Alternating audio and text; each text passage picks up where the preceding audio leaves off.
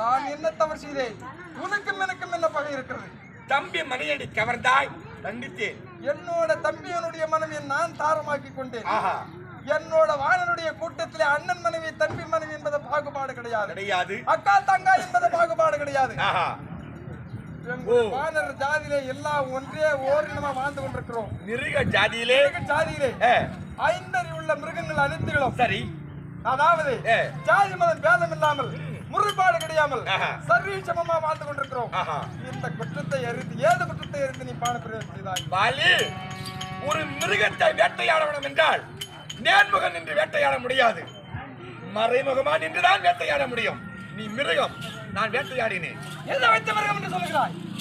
நீ சொன்னாய் மற்ற தம்பி மனைவிக்கு எனக்கு வேறுபாடு கிடையாது, வானர் கூட்டத்தை மிருக ஜாதியிலே, ஆனால் உருவமுறை கிடையாது சொன்னாய்.